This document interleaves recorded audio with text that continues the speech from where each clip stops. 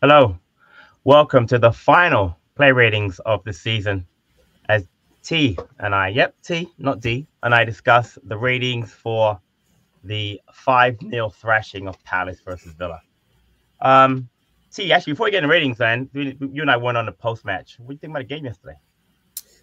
I mean, how could you not be ecstatic from what you saw? I mean, and not even to say, I know a lot of people talked about before the match that Villa would be on the beach and wouldn't be into it. I mean, they played some top guys out there. Like it's not like we went against a whole bunch of young academy kids for them. You know what I'm saying? They had some pretty heavy hitters out there, and we played a very convincing brand of football. So, man, I mean, anything to carry us into next season and finishing above, you know who. So, Yeah. Again, if you haven't checked out the preview show, T and I are on it. I did predict 4-0. I missed by one, but there we by go. only by one. By one. So let's start with our goalkeeper, Dean Henderson. You gave him a 9.5. I gave him a 7.5. Why don't you tell me why you gave him a 9.5 and I'll talk about mine? I gave him a 9.5 because I was feeling extremely generous going into these ratings, Patrick, after the performance. And I felt like everybody deserved the bump. Let me just say that. But I mean, I think that 9.5 was also kind of like a culmination of what Henderson has been for us since Glasner's come in and since SJ's gone down. Um, he's made some key saves. Another clean sheet. I mean, a clean sheet against top four team in the Premier League this year, a European participant for next year. I felt generous. Fair enough. I could have given that too. Honestly, the only reason I didn't give him that high, he only had to make two saves. If you go back and watch the game again, the Diaby, the breakaway, he had on like a one-on-one about Mhm. 60 when he made a save, and then he saved again from the subsequent corner. But again, like you just said, T, he's But done I'll really raise well. you. What about that throw? What about that throw I'm to I'm to gonna uh, to I'm gonna I'm Eze? gonna I'm gonna get to that because that's a very important thing. People have been talking about his His distribution. distribution, right? And the Hmm. throw to Eze for the goal, for Mateta's goal was ridiculous. He actually had 73% accuracy on his passing. So that's gone up. Again, fourth clean sheet in 10 under Glasner. He's been really good. And again, I could have given 9.5, but again, I was trying not to get giddy, but you'll see later on some of my ratings are a little bit giddy. But again, great job at Henderson. And again, next season, him and Johnson will Yeah, be a very interesting back and forth. yeah. My Next, issue team. we're gonna go to Nathaniel Klein. Now we don't have a graphic for Klein, but do not blame T or I. Our production manager in Turkey has been slacking, so he's not there. But I gave Klein a 9, and so did T. T, go Mhm. ahead. Why did you give him a 9? I mean, he has been a picture of consistency. Since I mean, we're talking about a guy once again, like you said a million times. He's playing a position he's never played before, and he's doing it Yeah, at an unbelievable rate. And the one thing that you get from him that we don't get from our other center backs, and this could be schematic, it could be just because of his ability, is his underlapping and overlapping from playing center back. Like it's so cool to see him when he actually goes out there and does it. But yeah, I mean, Nathaniel Klein has been the absolute model citizen servant that you want to be put into that position. So you have to admit, next award, I've been shocked at how well Klein has done in a position he's not, uh, used to on the Glasner. It's been really, really good. Again, you nailed it as far as how you played yesterday. But I want to add a couple more things. He had two clearances, two recoveries, mhm. 45 touches. But here we go. Here's a stat for you. Had a 100% passing accuracy yesterday. Did not misplace one pass. I and mean, and and and that's to say, and that's not to say he's just passing it back or just passing it laterally. Like hey, he's out there really making progressive passes, and he had that 100% rate. exactly. Let's go to one of our other center backs yesterday. Yesterday's captain, Joakim Anderson. I gave him a 9. He gave him a 9. T. Your thoughts on Anderson? I mean, yesterday again, solid for me. But go ahead. A rock in the middle, man. Just an absolute rock in the middle. His long balls were on point as well. He had some beautiful long balls um, that he sprayed out there. I mean, he had a few really good slide tackles. I remember one in particular that he had where he was on the far side. and he put it to touch with a beautiful slide tackle. Like he's been the man, and you know, I feel like he's more deserving. I mean, another clean sheet. Yeah, just again, and I want to say it again. He's been so good since Glasnow's come in. Great with the fans. Great in marshalling a back three that he's not familiar with. But again, he's had Richards on one side and Klein Award, and just done that had a misstep.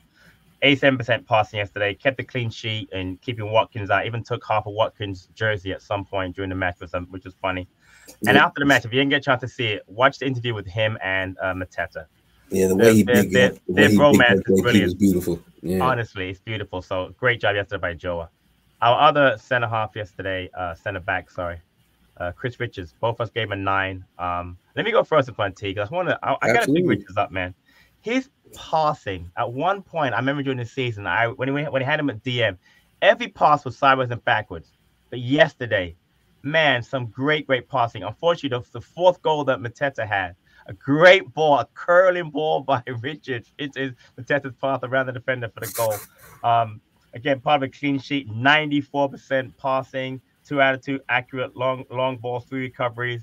Again, Chris Richards to me yesterday was so good. Again, I am gonna be upset if Gahey leaves, but I am so comfortable with Richards, and Anderson has proved the back 3 next season. But again, great job by him yesterday. Your thoughts on Richards? This is an arc, a success arc that I'm really happy about. We got this guy for $12 million or 12 million pounds from Bayern. There were so many fans out there that slated him and said that he wasn't good enough for this level and that we overspent. We should have never bought him.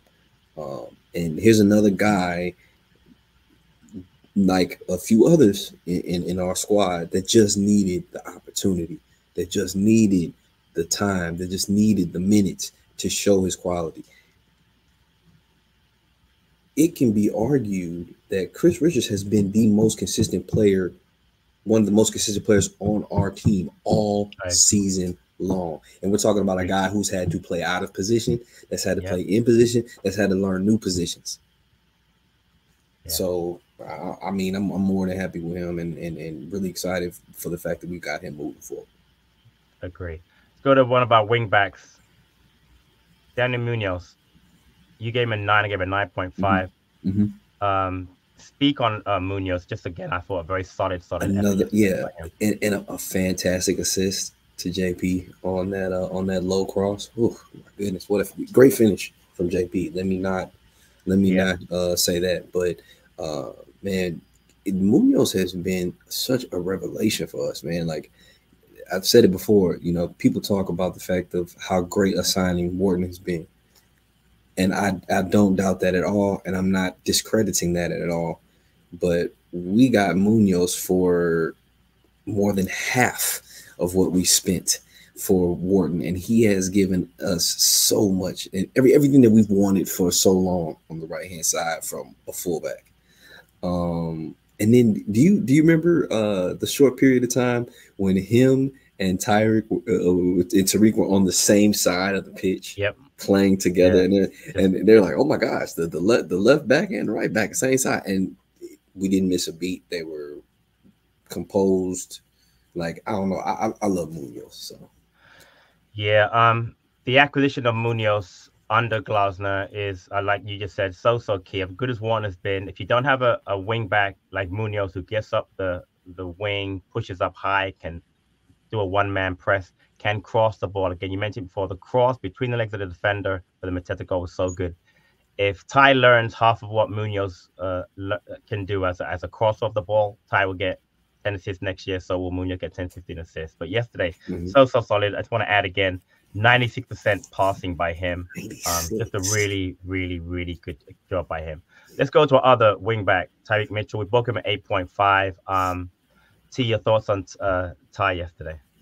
I think Ty had a great match. I think the only reason why he doesn't touch that 9.5 rating is because he didn't get a goal or an assist, to be honest with you. But that's not to say that he didn't have a great match. I mean, he was once again playing really well, moving the ball all up and down the flank, both defending and attacking. Nothing bad to say about him today. Yeah. Again, just like you, I just thought he played a great job. I thought the connection between Joe must have hit 4 or 5 ping long balls towards Mitchell to Yep. open up that left side. Yep. Just really good. The only thing is, unfortunately, a lot of the crosses that Ty tried to make didn't connect, but he had 58 touches, again, part of a back four that kept a clean sheet, 78% passing, 5 recoveries, 2 out of 3 tackles, won. Brought down in the box almost for a penalty that almost went to VAR because he's in the box so much. But again, very, very solid. People who said Ty could not play left wing back, I think you're going to be proven wrong. And again, like I said before, he doesn't cross the way Munoz can cross. And I was watching the training video on Friday, and they had a lot of crossing, and Ty was on one side crossing the ball. The more he works on that, the better he'll be. But he had a very, very solid up yesterday. Great job by him. Let's go to the central midfielders, and here's a surprise for us. Mark Gahey played center midfield yesterday. You can make 8.5, I give him a 9. Did not expect that one. Yeah, talk about that. I mean, he could have easily, I could have easily given him a 9. Let me just say that. I mean, I think the most important thing to take from either of these ratings is how well he did in the role, how active he was in breaking up the play, how good he was with recycling the play, getting the ball back moving. He did a good job even in finding himself getting involved in the attacking phases of the match too. It goes to show you that it means so much to have such talented players in your squad that can step into brand new, different roles and still have a positive effect on the match. The same way that Gahey did in this match. We've seen it from Lerma stepping back into the left center back role in the past, or Chris Richards stepping forward into the central midfield.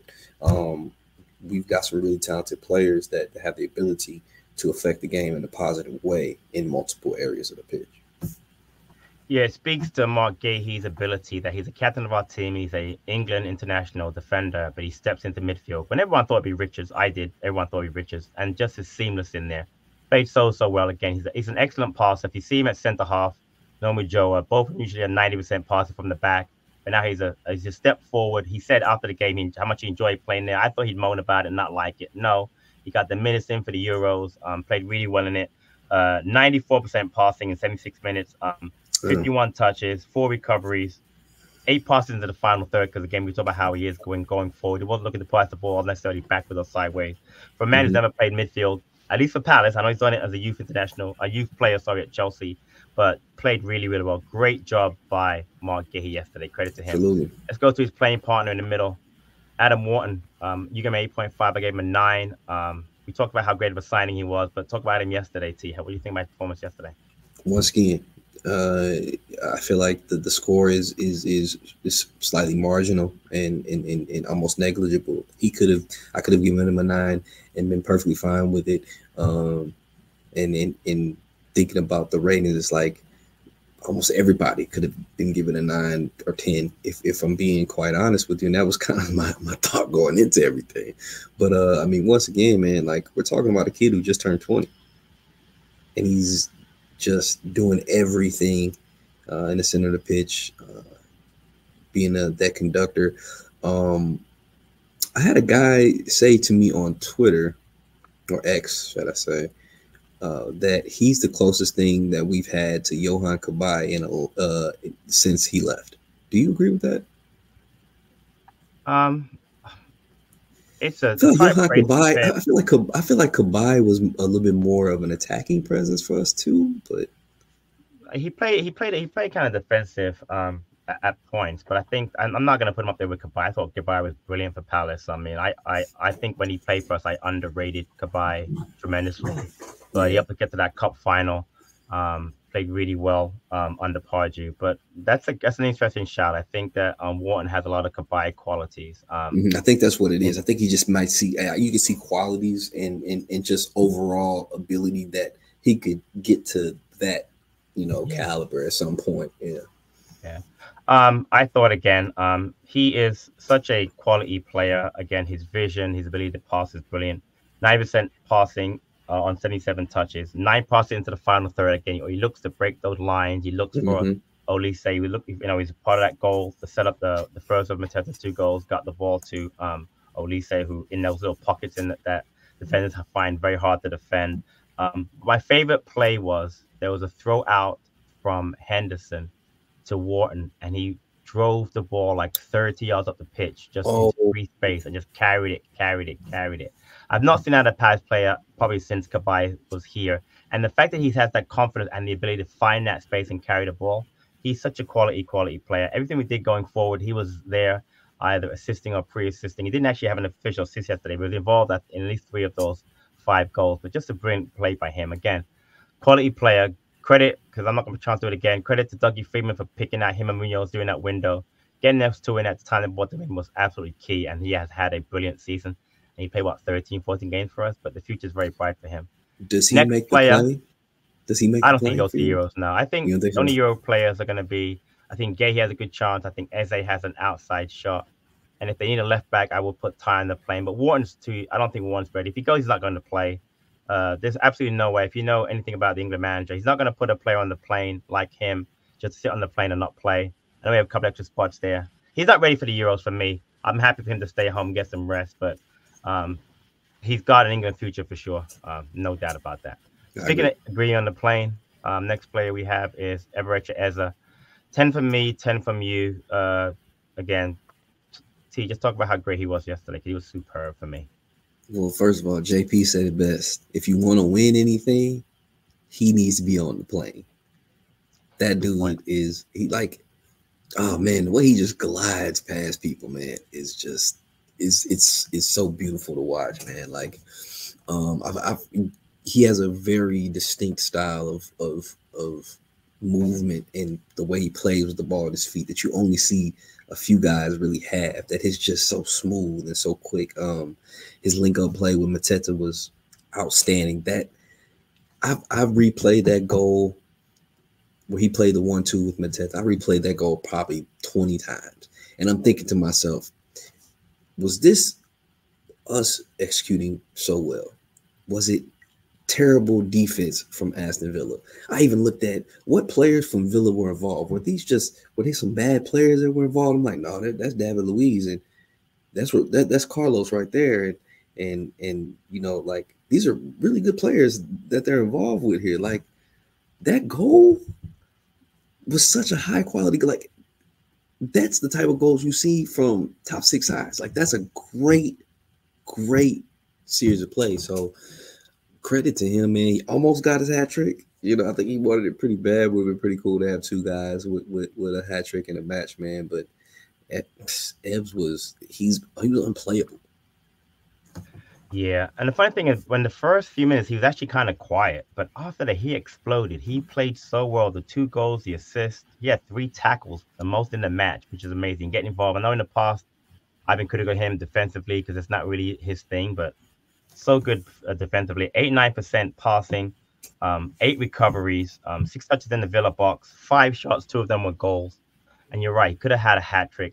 The link-up play with him and Olise's Mateta is at another level. Talk about like 2 players in Eze and Olise, but you have to add Mateta now, because the 3 of them, the link-up play they have is ridiculous. And whenever one scores, one of the other 2 is involved in either assist or the pre-assist or the build-up. It's amazing. And again, I would hate to see him leave. I really hope. I'm very encouraged by what Glasner said about it. I know that Palace in the past have not, quote unquote, had to sell players. If we can keep those players together for one more season, but I get if Eze wants to leave or Mateta wants to leave, or at least I get it. But the fact that the manager has possibly turned down Bayern Munich is staying here. Having him for 1 more year would be brilliant. But Eze yesterday was absolutely phenomenal. You're right, could have had the hat trick and took a shot. But he was absolutely unplayable yesterday. Absolutely brilliant. Yeah, we don't have a graphic. Again, I'm going to blame the production manager in Turkey for this. But Michael Olise, I gave him a 9. He gave him a 9.5. Talk about Olise's play yesterday.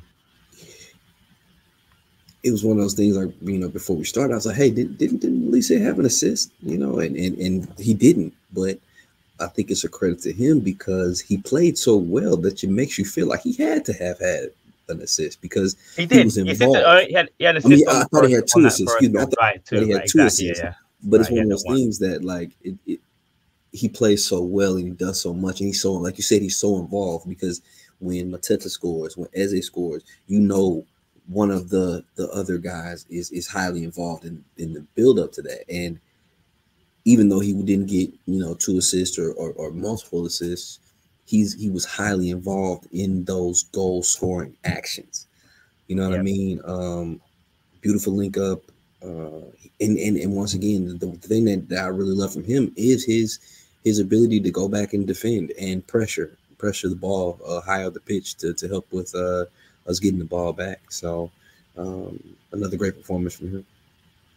Yeah, and when a player's having a good game, when he's the most powerful player on the pitch, which is what Olise was. They got to the point where Villa just said, "We're going to kick you to the ground because we can't stop you. We can't stop you." So good again. Involved in everything that we did. 6 shots on goal, 85 touches, 85% passing, 11 touches in the Villa box, the most of any player. 11 touches in the box, just unbelievable. So I say it again. I get if he wants to leave or we have to sell, because I can get there'll be pressure over the summer. But to have that player for one more season would be so important for us, because again, though I think that we have players, like Rexaki or France that can play, or Ayu can play there, they can't play like Olise. They don't have the link-up play like Olise does with Eze and Mateta. So I'm really hoping to keep him for one more year. If we don't, I've been privileged to see him in person, luckily, and I've seen him, on TV. But he's been brilliant for us. But he was absolutely brilliant yesterday. Didn't get a 10, but honestly, easily could have. Next player, the hat-trick hero, Jean-Philippe Mateta. Both gave him a 10. I'll start on this one because I cannot keep my praise in enough. First hat trick for a Palace player at home ever in our history. A second ever Premier League hat trick. So is that ever? Is that Premier League? Is it just Premier League? Is that ever? No, just the Premier League. Because obviously, I'm old enough to know there was football before the Premier League, and I know that right, exactly. Players, Ian Wright, etc., have scored. Andy Johnson scored hat trick before, but the first ever Premier League home hat trick for a Palace player. And assist, 85% passing, 22 touches, 3 shots on goal, or 3 shots scored. Absolutely brilliant yesterday. For him to finish the season 13-13 on the Glasner, 19 goals in total, 16 goals in the league. I mean, no one was predicting that. I would admit that I've been the biggest supporter. I would admittedly get very upset on many streams of people making comments about him, because I never thought he ever was given a real, true chance. And it's amazing. The first time, and again, this goes back to Hodgson, because he started giving this man a run of matches, just proves that he could play. But even under Hodgson, I said, man, hold up play is good.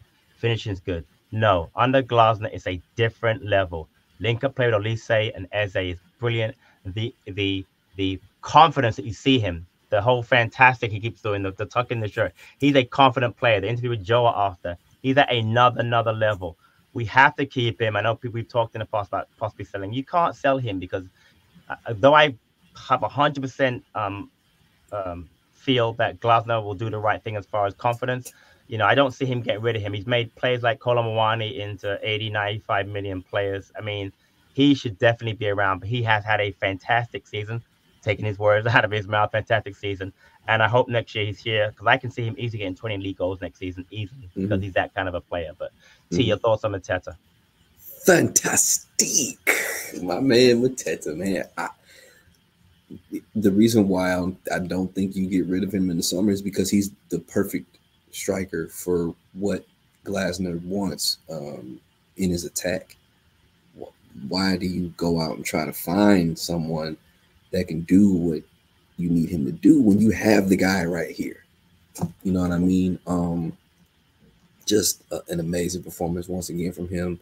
I feel like leading up to this performance, the question was, is this the best performance from a striker in our Premier League tenure? And it was debatable before with the goal returns that Benteke had in the past. I don't think it's a debate anymore.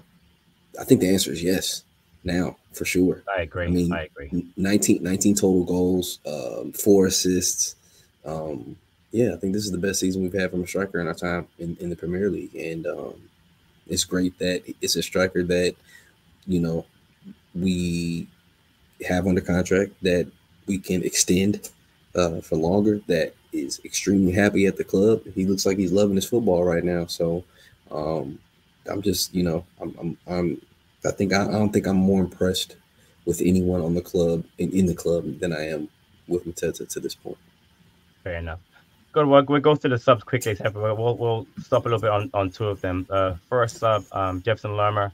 I gave him an 8. You gave him a 7. For me, just solid. 90% passing. Didn't do much part of keeping a clean sheet.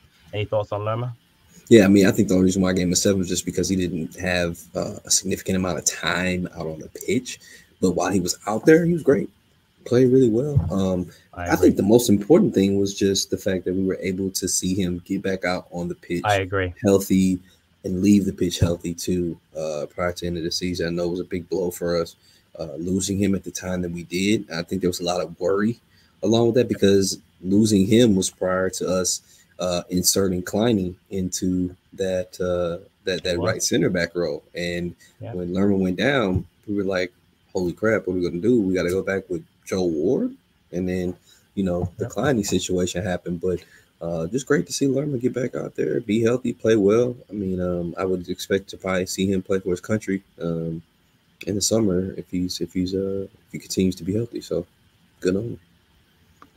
Next, Austin Edward. I gave him a standard 6. You gave him a 7. Again, didn't do much, but came on, did what we had to do. And any extra thoughts on Edward? Not really, man. Just the fact that this could have been the last time that we see Austin Edward in Crystal Palace colors, and if it is, thank you to him. He's played hard for us. He's had some wonderful matches and games. I mean, he actually was having a really good season for us this year up until he got injured. Until he got injured, which I feel like has been a topic of conversation on a few different occasions for him during his tenure with us. He plays really, really well, ends up getting a muscular injury, having to leave out, and unfortunately, you got a guy that's right there that can really play too. And I guess that's the way it works when you're playing at the highest level. But all props to Eddie. Totally agree. Next, Jordan Ayew, again, 7 from me, 7 from you again. Didn't have much to do, 100% passing, but again, just helped us see the game out. Absolutely. I mean, I think what you see from this team, Jordan Ayew's been such a key component prior to where we are right now that you have to keep him. Like, I think his contribution gets overlooked at times now, just because of the type of success that we're having from our front three. But man, to have a guy like Jordan Ayew on your bench right now that you can bring in as kind of like a safety blanket, that's a pretty good guy to have on your bench. And I think his role for us is going to look more like this next season. But at the same time, I think having a player of that quality that you can bring off your bench is important for us. So appreciate what he's done. Agreed. Next up, James Tompkins. I gave him an 8. You gave him a 7. I'll go first on this one. Obviously, he didn't have much to do. He actually had 100% passing. It's his last match for Palace. And I just want to say that I have to give credit to James Tompkins because although, this last year or so he's been injured, hasn't really had a chance to contribute, been a massive part of what we've done, as far as building into this whole keeping us in the Premier League. A massive goal, I remember, against Brighton in the past. Always been a solid player for us. Again, helps nurture some of the younger players. I mean, again, the bromance between him and Hughes, you can see they're very good friends. They're going to be missed around the club. But again, obviously doesn't earn an 8 for yesterday. But I just want to give him an 8 for his Palace career because just been a solid contributor to Palace. I'm going to miss him. Again, we have to move on. I get that, and I'm glad that he got that lost opportunity. Credit to Glasner because didn't have to bring him on yesterday. Could have just gone with someone else. But credit to Glasner again. We'll get to him later on again. For bringing Tompkins and Gyro on. But your thoughts again on Tompkins, not just yesterday, just in general. Quick thoughts. Well, I think he's been an amazing steward to this club. Getting there in times of injury, being consistent at the back when we needed him. Not to mention, he came over from another Premier League club. And I did clock in his interview that when he talked about how much he loved Palace and how it was a great fit, he was like made for that environment. He didn't mention by name his last club. He was You like, when mean I West came over Ham? here, You mean West yeah, Ham? Yeah, yeah, he yeah. didn't even Gotcha. he didn't even dignify them by naming them by name. It was like, when I came over from my last club, this was the perfect fit. So, man, shout out to him. He's been amazing with us. Character means a lot, and I think him being around for his relationships and his leadership ability was great this year. So he said he's not done, and I hope he can get on somewhere and still have some success on the pitch. So. Yeah. Last sub, Gyro, gave him an 8. You gave him a 7. Again, my Mhm. eight's not for yesterday, clearly. It's even though, Right, again, right. like Tomkins, 100% passing, just as a servant to the club. So, very quickly, Gyro came over from a Ajax team under De Boer. Had just Hmm. played in the Europa League final against United, lost. Came over as a teenager, was started to come in as a centre half in a back three. Didn't work out because the ball didn't work out. And since he was here, never complained. Obviously he never really played center half for us. Had one really good season the COVID year at left back under Hodgson, and I think that year he might have actually been player of the year or got some kind of award. Played a really solid season at left back when he's not a left back.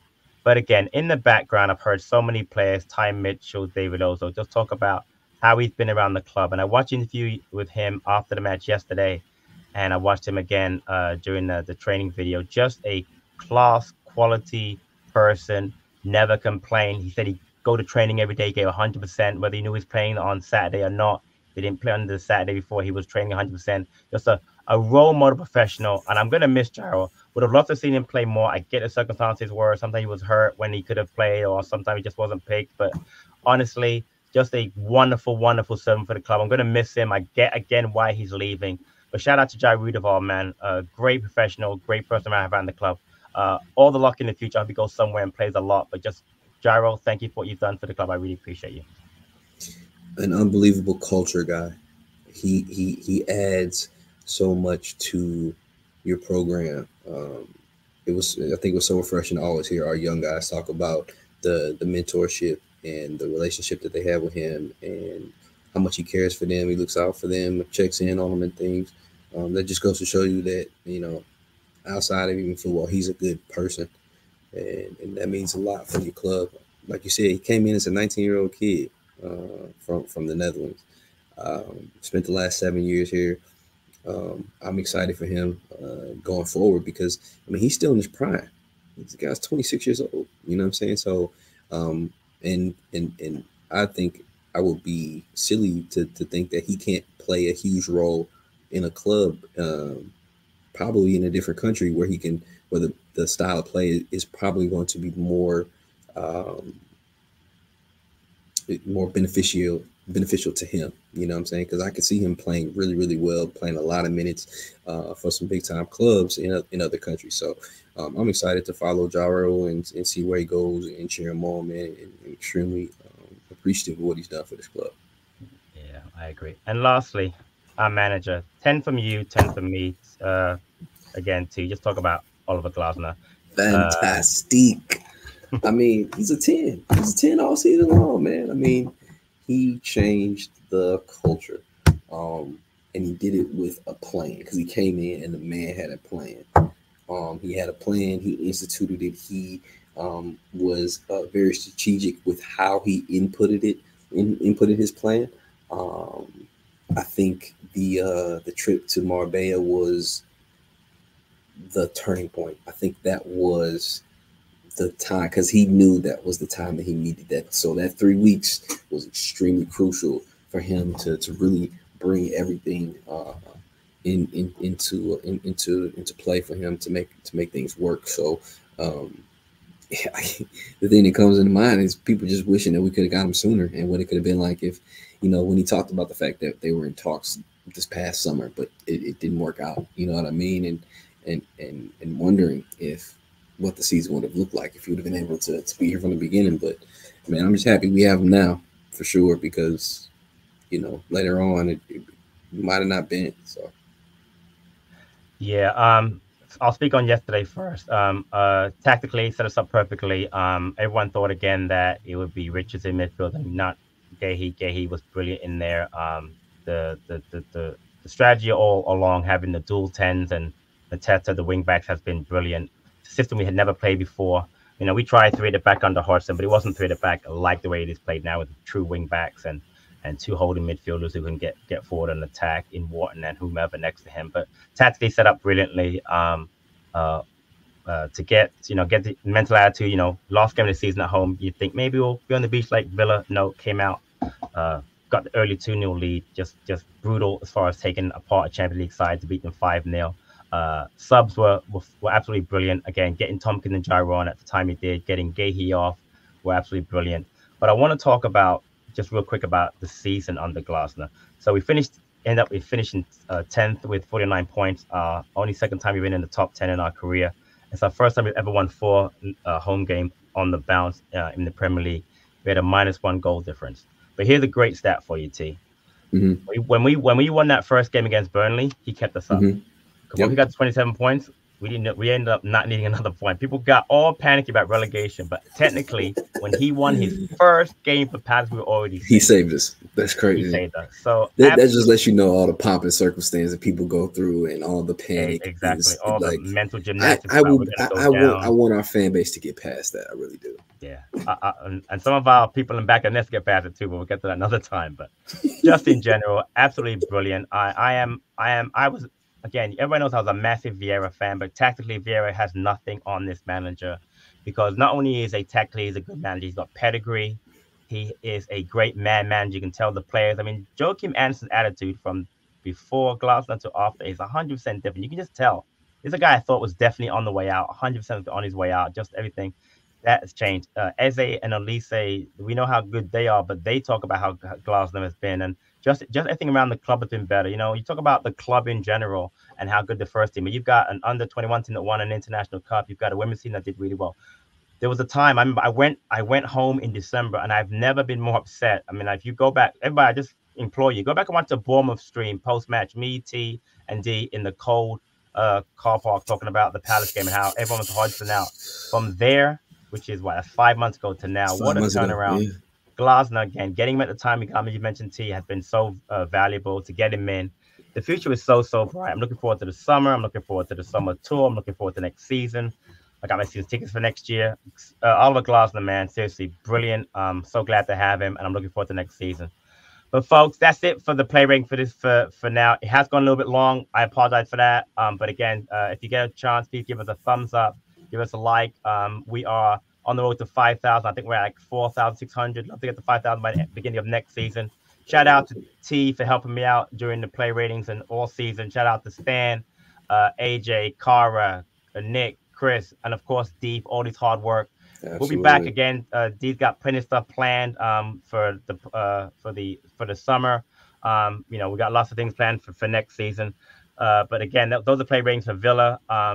For me, Patrick, back in S family, thank you guys all for tuning in this season. And until next season, up the Palace.